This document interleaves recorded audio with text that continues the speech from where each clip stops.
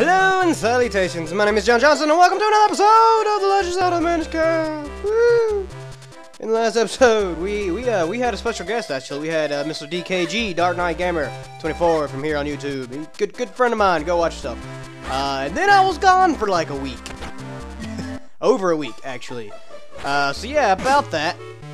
I got kind of sick. Yeah, it wasn't fun. There's actually 2 days where I couldn't talk at all, and more days where I tried to talk and felt like I was throwing up porcupines. Yeah, not a pleasing image, is it? Yeah, imagine feeling that. But yeah, anyways, I'm not going to focus too much on being sick. I was gone for a week, now I'm back, yay. In the last episode, there was something I forgot, actually, during all that running around town, getting heart pieces and whatnot. We can actually shrink as a Minish and come on over here to the bakery and climb up on top of the roof there as the Minish there. That's fun. Now, this isn't a heart piece, and it's not really required, but it's something I did mean to show off in the last episode. I just kind of forgot. Mostly because it's not as required as the heart piece stuff.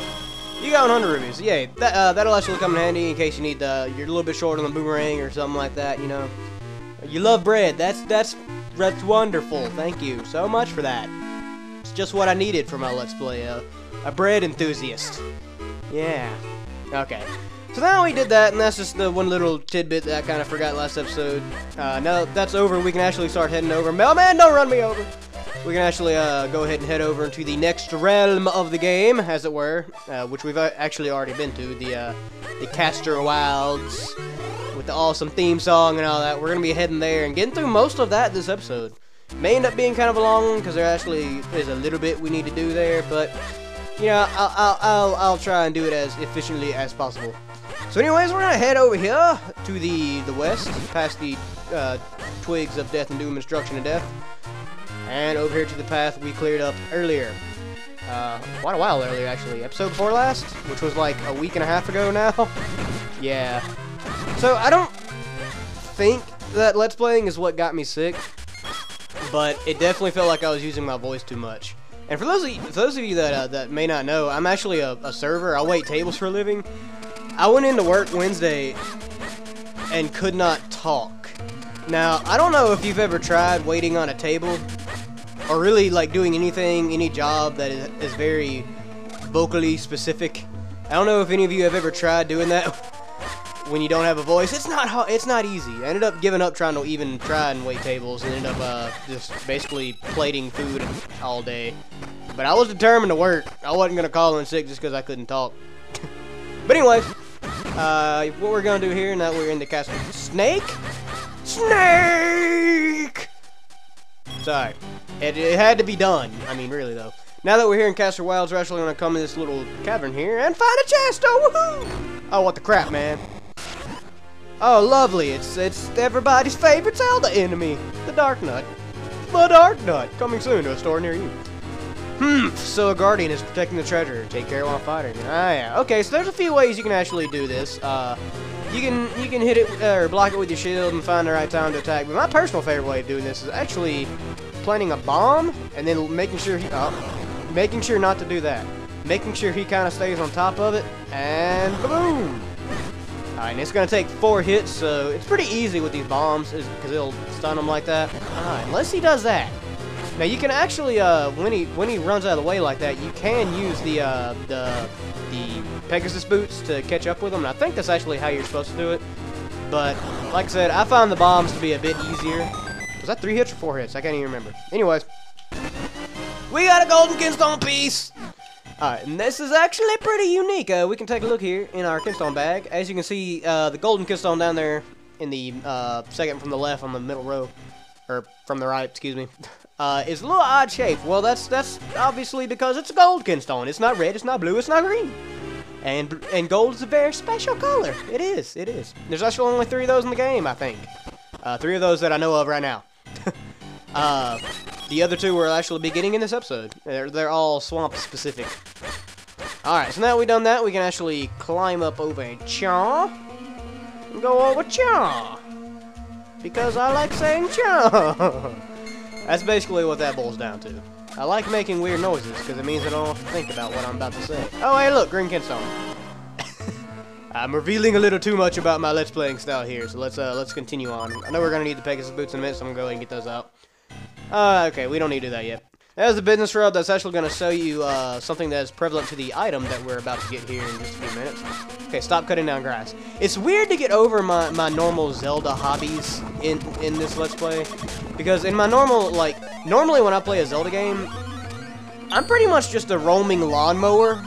Like, I pretty well constantly cut grass all the time, and it's hard to get out of that habit for this. So yeah, that's the thing. So what I'm gonna do here, now that we're down on Minish side and on this Minish size and on this lily pad, I'm actually gonna go all the way to the left here and then go. The main reason is because I'm gonna have to dodge these lovely flowers that are so beautifully sprited out. I'm gushing over the beauty of this game. I really am. I'm gonna have to dodge those, so I'm just kind of sorry. Gonna have to dodge those, so I'm just kind of shut up. I'm using pre-thought words, whatever. Oh crap! Lots of blue ladybugs. How many times do you get to say that in your life? So yeah, we gotta kill all these blue ladybugs really quick. No harm, no foul. Easy done, easy said. Although they are annoying little buggers running around. See what I did there, buggers? And with that, we get a bow. Now you can take out enemies from Jafar. You know, like from Aladdin? Yeah? Nothing? Okay. So yes, the bow is a pretty prevalent item in the Zelda series. In fact, I'm fairly certain, and correct me if I'm wrong on this, but I'm fairly certain it's actually been in every Zelda game. I could be wrong about that. I could be, but I'm almost certain of myself there. Oh, thought we were gonna hit the red flower there. Really though, this game is beautifully made for a Game Boy Advance game, especially. I love these little Minish areas. They're just so beautiful. So beautiful. Ugh. I know I gush a little too much, but geez, come on. Alright, so now that we got the bow, excuse me. I'm still kind of holding back some coughing fits here. You may have to bear with me on that. Now that we, oh god, don't sleep. Now that we have the bow, it's going to open up this area quite a bit more, and mostly because of these things. Now, those of you that have played Majora's Mask and a few other Zelda games know what an Eyegore is. Well, this is this game's version of an Eyegore. Not quite as scary as the Majora's Mask version, honestly. The Majora's Mask version, oh god, okay. The Majora's Mask version of the Eyegore scared the living bejesus out of me when I was a kid. But these aren't too bad, and they're pretty easily to take out. Pretty easy to take out. Pretty easily to take out is not English, John. You should really learn this. You're 23 years old and you grew up in America. Given you grew up in the American South, but still. I'm kidding, Southerners. I'm one of you guys. I'm allowed to make fun of my own people. Okay, that reminds me.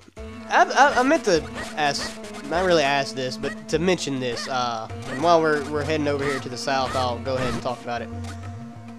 I've ran into this guy from work, or not from work, but he was a customer in there, and he's in work the other day, and he was from Alabama. And he had this really deep and really thick Southern accent. But, unlike most people with Southern accents, he actually sounded really sophisticated. And not so much in the Gone with the Wind kind of way, but really, I don't know, it's hard to say. It was like he mixed Northern dialect with Southern accent. It was very impressive, but I'm rambling about that, so I'm gonna stop. As you can see, there's a piece of heart over to the left, so you gotta be the exclamation mark. Yay. Alright, and we have a gray blade up here, or dead gray blade, actually. That's kind of disappointing. We can't really do anything with him right now, though. We actually have to learn all the other secret techniques in the game before coming to see him, so he's kind of useless right now, as you would expect a dead guy to be perfectly honest. Ooh. More running over the swamps. Okay. Now, dude, that did nothing to you. Oh, I thought that would hurt you somehow. Fine, I'll use an arrow. Oh my, why is everything out to kill me? Jeez. You just want to friggin' push a rock. Is that really so much to ask? Okay. Here we have another one of these little obelisks, which we'll be learning some more about pretty soon, actually. So look forward to that. We're just going to activate it and leave it alone, man. Yay, another Eyegore. We know it's a nasty... We just killed one of these things, Ezlo. What is with you in underestimating our intelligence here? I mean, seriously, I know you're like wise old Professor Minish guy there, but we're not stupid. We've already beaten one. We know they're kind of gnarly. Okay? Jeez, Ezlo. Really? Starting to hurt my feelings a little bit there, man. Alright, so we're gonna jump and actually use Ezlo for once. Actually, we use him a lot throughout this LP. He is, to be fair, as annoying of a hat as Ezlo is, he's a pretty dang useful parachute, to be perfectly honest. Alright, so now that's done. We've floated over here with Ezlo. We can kill these annoying snakes. Ooh, heart. I need that. Get it. And get the second golden kinstone piece of the area. Not the area, the area. You heard me. Only one more left, and it is really, really close, actually. This area is very confusing the first time you play through it, but if you've played through it before, especially recently as I have, with my practice file and all that, it is quite a bit easier, to say the least. And what we're going to do now is come right on over here, and once again, just destroy this Eyegore. Eyegore. I mean, I get the eye part of that, and I guess the gore part mean that they just kind of like mess you up really bad, you know, violence and what have you. Oh yeah, actually, I was about to say the name Eyegore doesn't make much sense, but it really does when you think about it, because those things are pretty gnarly. I have a feeling they can mess you up pretty dang bad. Alright, so here we are, and kinstone piece. Yay, last one. And that business shrub is actually on the other side of this wall, and he will sell you arrows, but only if you've gotten the bow yet, so I guess if you run out of arrows, you can go to him, but you really shouldn't have much of a problem there, because arrows are pretty prevalent. Alright, and with that, we're almost done with this first little area of the Castor Wilds. We just have to come back over here, and book it. Nope, actually we don't want to book it over there. We actually come back over here into the whirlwind. Forgot where I was going there for a second. Come back over here and use Ezlo for really one of the only things he's actually all that useful for. Floating. To be fair, he is very useful for floating, but that's really about it. Alright, and there is a chest up there, which we should be able to get now, I believe. You know what? I'm going to try and get that real quick. If I can remember how. Yeah, okay, it's right up here. Sorry, I didn't know if I was going to cut there, so I just kind of shut up. We're going to come over here and get this, because it's the last Eyegore, and I just feel like being a completionist all of a sudden. Ow. Yeah, those barbs will hurt you, so be careful about that. Jump down, there you go. Now, if you run over to the side before he actually jumps down, he'll just kind of get stuck there behind it. It's kind of weird. What? How did that miss? It literally flew right through him. Game. Alright, so let's go up here and get this. Just a blue kinstone piece, but you know, those things are pretty useful. And hey, red rubies. And like. As if you didn't see that one coming, dude. Get out. No. Bad like. Bad like. Apparently that's my power scream. Did you ever watch Dragon Ball Z? You know how they'd always scream when they power up and all that?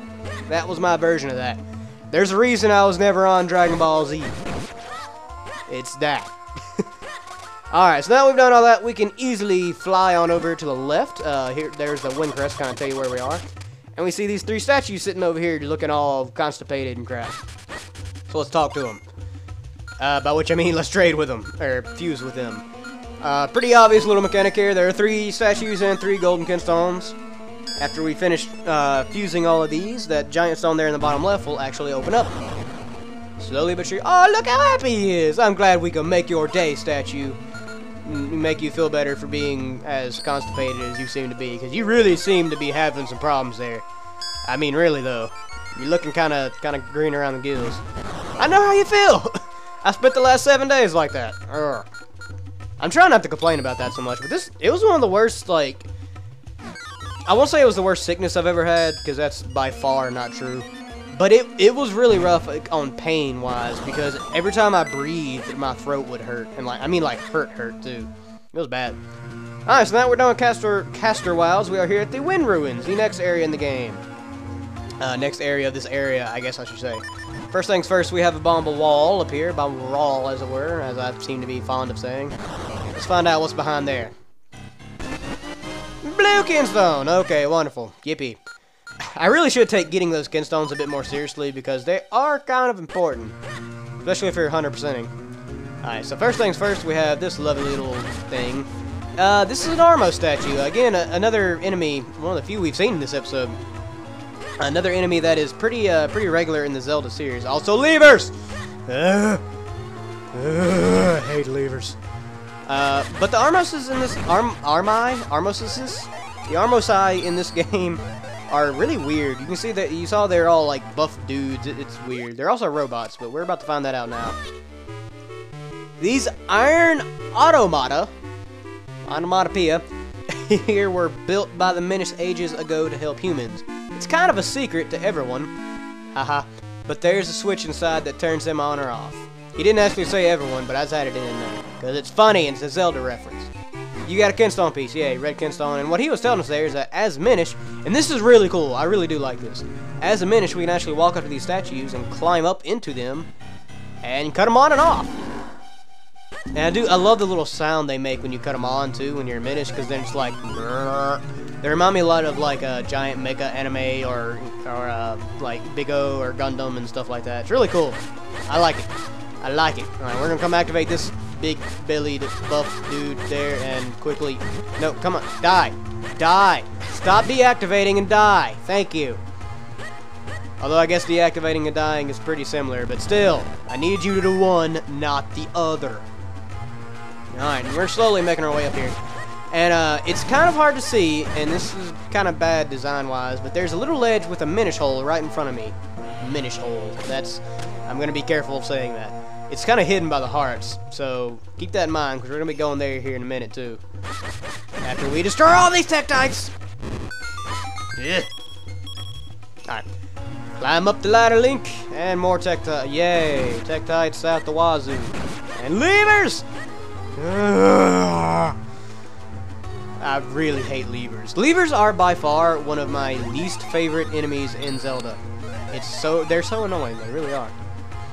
Alright, so here, now that we are Minish, we can actually slowly make our way back down the hill we just climbed. Through these little vines and all that, which can be kind of hard to spot. I will say that some of the Minish stuff in this game is a little hard to spot sometimes, but if you really know what you're looking for, it's pretty easy. We can go up in Cha and make our way through, destroying the flies. You flies don't bother me. These little cracks in the floor, they will open up and swallow you whole if you're not careful. And you can see our eventual prize there in the background. We will be getting that shortly. Shortly. Wait for it. There we go.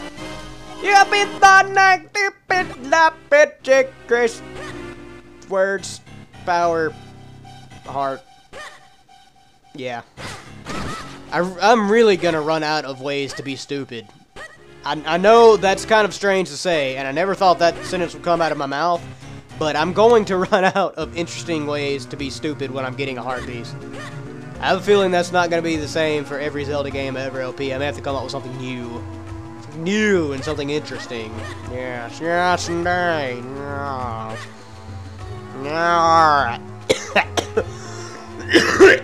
Oh, God. Ugh. Excuse me. I think I pushed my throat a little too much. That was painful. Woo! Alright, so what we're going to do first is actually grow big again. Because I'm going to cut down these grass patches and these snakes, cut them down to size. Because it will provide us a nice little shortcut whenever we are going back to be a Minish to cut this Armos on. Get out of the way, snake. Alright. Now that those are out of the way and done, we can shrink down. Alright, sorry about that. We had some technical difficulties there, but now that we are back, we can just walk on over here because we are Minish. And go and cut this Armos statue on. And we're almost done with this area already. It's a very quick area when you know what you're doing. Lots of little shortcuts and stuff you can do to make your trip easier, as it were. Alrighty. And now that that's done, we can come over here and fight the Armos statue. The annoying Armos statue who likes to deactivate. Oh, but he didn't get a chance that time. I killed him before he did. You're dead. You're dead, and I laugh at your death. I want you to know that. Alright, and here we have yet more friggin' Armos statues. Oh, die! All of you die! All of you die. And as you can see, that one blocks our path down there to the bottom left. But we're not going to worry about him right now. We're actually going to open up these chests because they're chests. And I mean, who doesn't like a good chest? You heard me. 100 rubies and 50 mysterious seashells. That's good. So what we're going to do to take care of this little Armos punk down here is shrink down. And as you have probably already guessed, we're going to climb in there and cut him off. Yeah. So that was easy. Not too bad there, not too bad. Alright, and after we grow back on up, all we can do is come on down, Cha. snakes down here, but they're annoying, and I'm not gonna bother with it. Go away! Oh, he actually landed a hit on me anyways. Little honk. Go away. I do believe you actually have to destroy all these enemies anyways. Oh, and hey, green kinstone. Wonderful. Get snake, snake, snake! I already made that joke. Alright. Kill all the enemies and the statues disappear, letting you through to, wait for it, Fortress of Winds. Alright, the next dungeon in the game that we will be doing in these next episode. As always, thank you for watching today. Leave a like, or like if you like, leave a comment, tell me what I did right, what I did wrong. Subscribe if you want to see more, and share with your friends. Guys, it's good to be back. Thank you for being patient. I'm still having a few technical difficulties here and there, so videos may end up being a little bit more spastic than you are used to. But I promise you I'm going to be doing my best to fix all this and get them out as best as I can. So thank you guys in advance for being patient. I really do appreciate it. And, you know, I really do appreciate the encouragement you guys have given me in the last week or so, because after taking that long off before, after taking those like 3 months off because I didn't have a computer, and then now just having to take a week off because I was sick, and then coming back to having technical difficulties on top of everything, it's really good to hear your voices of encouragement and all that. So I really want to stop and appreciate y'all and thank y'all for that. Before I go on and gush too much, I will see you next time in the Legend of Zelda cough the Minish cap. Laters.